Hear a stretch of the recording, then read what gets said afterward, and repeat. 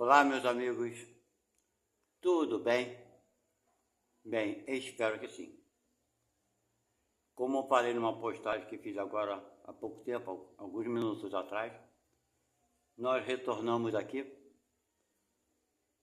para passarmos a nossa mensagem no dia de hoje, 1º de janeiro de 2025. Aqueles que estão chegando pela primeira vez aqui, sejam muito bem-vindos. Obrigado pela presença de vocês. Espero de fato que gostem, que dê o like de vocês e que não deixem de se inscrever no nosso canal. Bem, o nosso canal aqui, ele é voltado, muito voltado, na parte religiosa da doutrina espírita. É a doutrina espírita trazida por Allan Kardec, ok?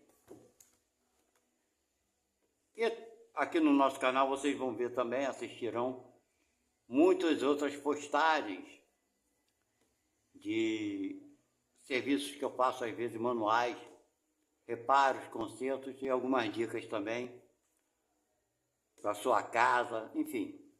É bem diversificado o nosso canal. Mas o foco principal na parte religiosa é da doutrina espírita. E nós vamos começar esse ano falando sobre o julgamento. Vai ser o nosso tema, na visão diferenciada que teremos aqui agora. Ok? Bem, Jesus nos aconselhou a não julgarmos aos outros para não sermos julgados. Não é isso? E na parte do julgamento também, pegando um pouco essa ideia, Jesus nos aconselhou a perdoar sempre. Segundo ele, 70 vezes 7. Dando uma ideia de perdoarmos infinitamente. Não é verdade? Isso está nos livros, nas Bíblias, nos depoimentos dos seus apóstolos e por aí vai. Mas muitas vezes nós nos esquecemos de muitos detalhes importantes. Sejamos espíritas ou não. Sejamos pessoas voltadas para o bem ou não. Nós fazemos muitas vezes julgamento dos nossos irmãos sem nos apercebermos desse fato. Fazemos muitos julgamentos, condenamos muito, sim. Sejamos religiosos, como eu falei antes, ou não. Sejamos espíritas ou não. Nós, na verdade, estamos aprendendo a dominarmos esses sentimentos, esse jeito de viver e de agir. Né? Esse nosso jeito. Estamos aprendendo a dominar esse jeito equivocado, por assim dizer. Então, meus irmãos, nós precisamos, agora nesse ano que se inicia, e por todo o ano, não apenas hoje ou somente amanhã, vigiarmos os nossos pensamentos, sentimentos, nossas ações, sobretudo, sobre o nosso jeito de viver, o nosso jeito de lidarmos com a vida, o nosso jeito de lidarmos com as pessoas, o nosso jeito de lidarmos com os acontecimentos, com os fatos, o nosso jeito de lidarmos com as coisas que achamos que estão erradas. Como nós lidamos com isso? Se nós observarmos bem, nós iremos olhar não, né? Vamos, se olharmos bem, iremos notar quantos equívocos temos cometido a esse respeito. Há um ano atrás, né, em 2023, não foi isso? o Brasil ficou dividido, politicamente falando, por dois candidatos. E muitas pessoas deixaram de se falarem, porque um torcia para esse presidente, o outro torcia para o outro. Gerou até uma animosidade entre parentes, entre amigos, entre colegas. Estabelecimentos comerciais chegaram a fechar. E o brasileiro em si, a maioria do brasileiro é cristão. Ou seja, a maioria do brasileiro é religioso. Poucos são aqueles que são ateus, que dizem que não acreditam em Deus, né? É um número bem reduzido. Mas os cristãos que dizem seguir a Cristo não observaram no erro que estavam cometendo. Eu não estou aqui condenando se a pessoa torceu para esse ou para aquele. Esse não é o fato, mas sim do jeito que torceu, do jeito que se deixou levar, né, pela animosidade. É animosidade, desde que você deixe de falar com um parente, com um amigo, por conta de um político, por conta de um gosto seu, de uma preferência sua, aí se torna animosidade. Jesus veio aqui para unificar, para juntar, para unir, não veio para criar partidários. Não é verdade? Tanto quanto na época que Jesus foi questionado sobre o pagamento de impostos e etc e tal, ele fala lá para aquele cara, né, um daqueles escribas, pergunta: para que você me tentas? Me mostre a moeda que você tem aí no bolso. Aí o cara mostra a moeda. Aí Jesus pergunta: o que você vê do lado da moeda? De um lado da moeda, o que você vê aí? Aí o cara responde para Jesus: eu vejo o rosto de César, que era o rei da época, né? Aí Jesus responde: então dê a César o que é de César e a Deus o que é de Deus. Nós até hoje estamos dando tudo para quem? Não é verdade? Nós não estamos fazendo o que Jesus nos aconselhou. Deixe que os homens que são governantes, deixe eles para lá. Eles têm a obrigação deles. Você, que não está nesse meio principalmente, faça a tua parte, quer torcer para um lado, torce. Mas nem por isso você deve se tornar uma pessoa com ira daqueles que pensam diferente de você. Jesus não estimulou ninguém a ficar com raiva do rei César, que cobrava os impostos. Os problemas daquela época eram exatamente esse: pagamento de imposto a César. Ok?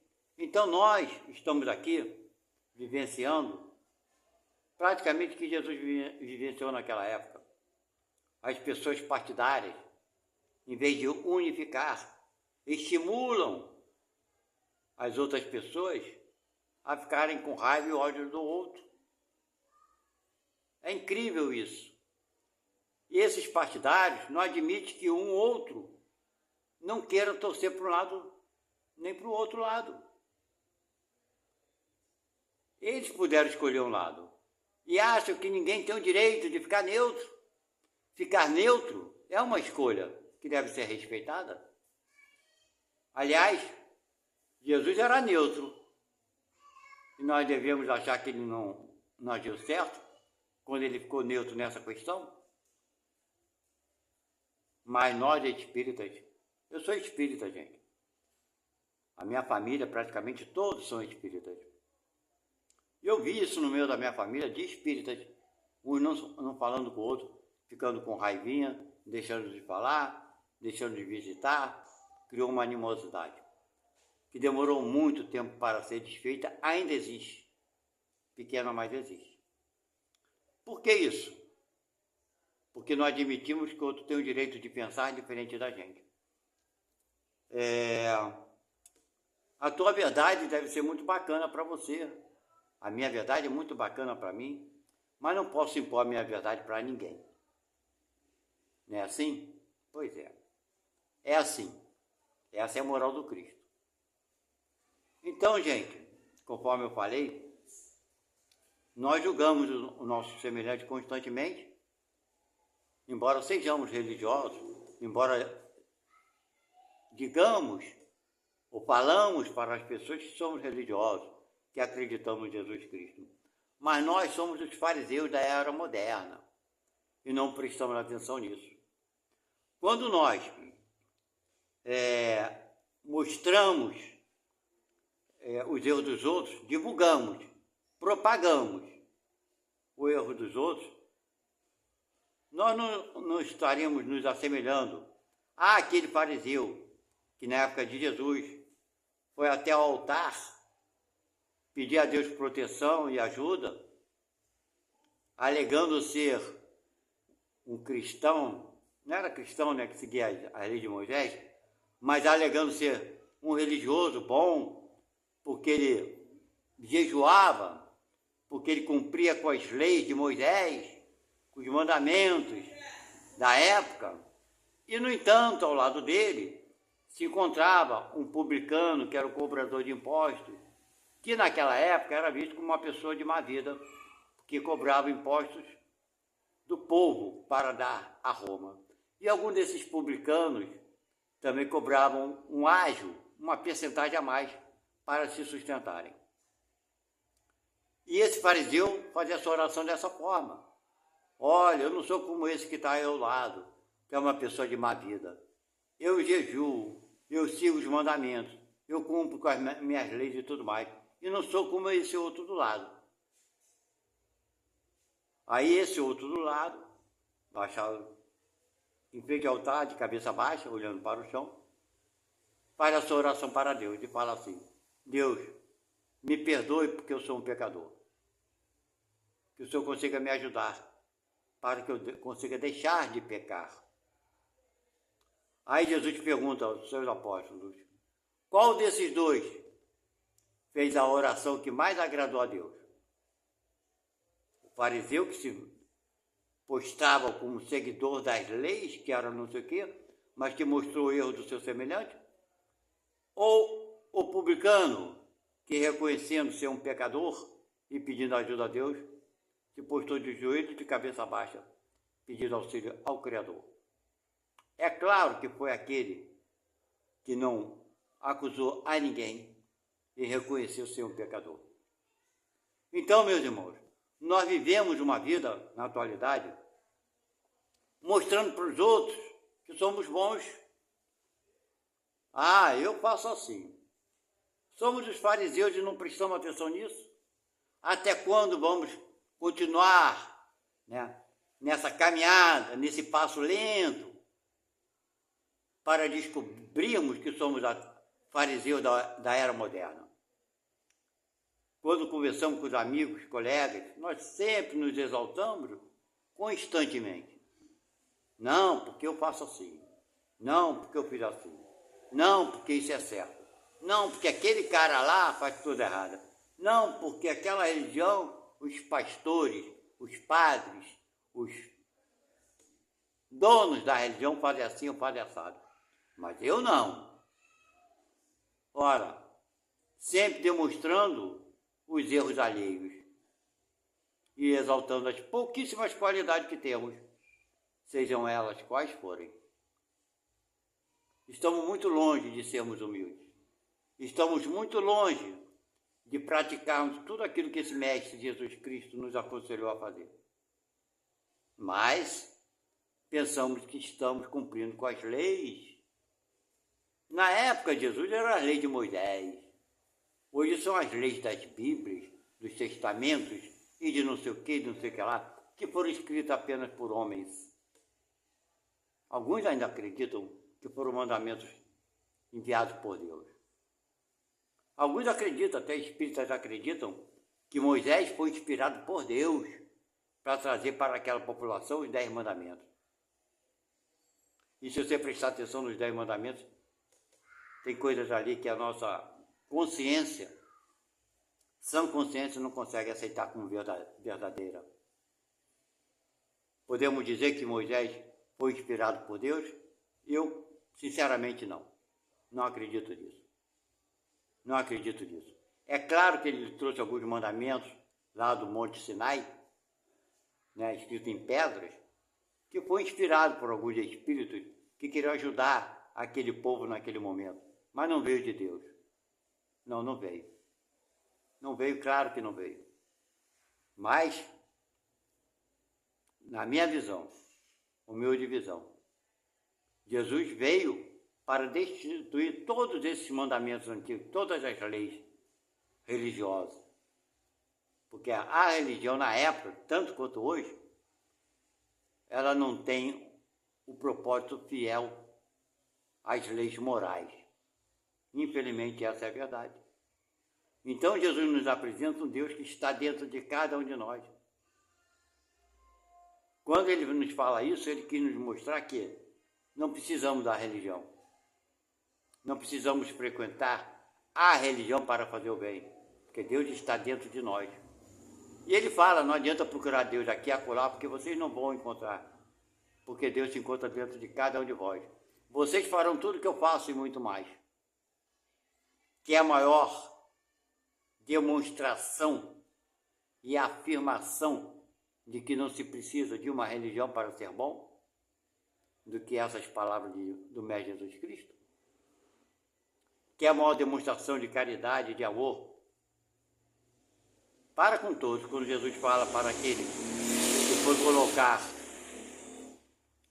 a oferenda no altar para Deus, que era de hábito, como hoje se faz, né? Algumas religiões.